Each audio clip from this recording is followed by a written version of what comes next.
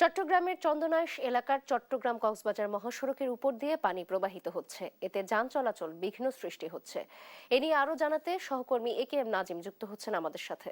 নাজিম, মহাসড়কের বর্তমান পরিস্থিতি কি এবং পানি কি কিছুটা কমেছে কিনা জানাবেন বিস্তারিত।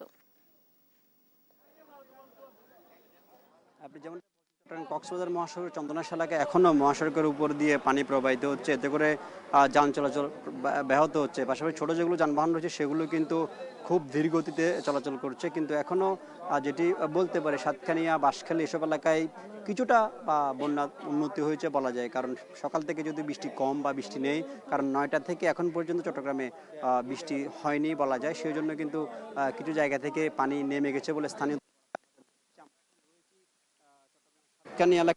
এলাকায় এখানে কিন্তু বিমান বাহিনী সহ স্থানীয় সংসদ সদস্য এবং বিমান বাহিনীর উদ্যোগে এখানে বন্যা দুর্গত যারা রয়েছেন তাদের মাঝে বিতরণের প্রস্তুতি নিচ্ছেন। প্রায় 4-5টি নৌকায় করে কিন্তু বিমান বাহিনীর পক্ষ থেকে 1000 বন্যা দুর্গত মানুষের মাঝে খাবার পৌঁছে দেওয়ার বা ত্রাণ পৌঁছে দেওয়ার কার্যক্রম তারা করছেন এবং একটু পরে এখান থেকে যাওয়ার কথা রয়েছে। এবং এখানে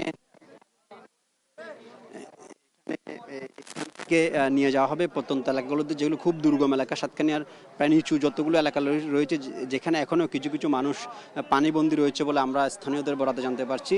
তাদের কাছে মূলত এই খাবারগুলো, এখানে শুকনো খাবারগুলো কিন্তু বিতরণ করা হবে এবং সেই জন্যই কিন্তু এখানে বিমান বাহিনী, সেনাবাহিনীরও একটি বোট এখানে প্রস্তুতি নিচ্ছে এবং তারা এখান থেকে নিয়ে যাওয়ার কথা রয়েছে। এখানে স্থানীয় সংসদ সদস্য এবং বিদ্যুৎ প্রতিমন্ত্রী থাকার কথা রয়েছে।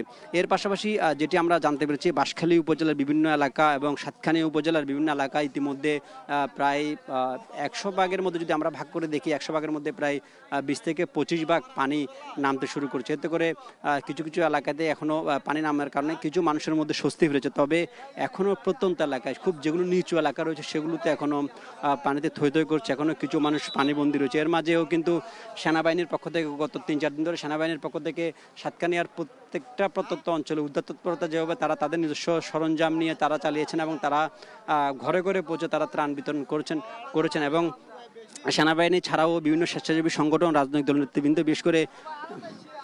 বিশেষ করে বিএনপির পক্ষ থেকে এখানে খাবার বিতরণ করা হচ্ছে। স্থানীয় সংসদ সদস্য থেকে শুরু করে যারা রয়েছেন তাদের যে খাবার বিতরণ সেটি আমরা দেখছি। আমরা একজন নৌকার যারা খাবার নিয়ে যাচ্ছেন একটু কথা বলবো, যে আপনি একটু বলতেন যে আপনারা এই পর্যন্ত কতজন মানুষকে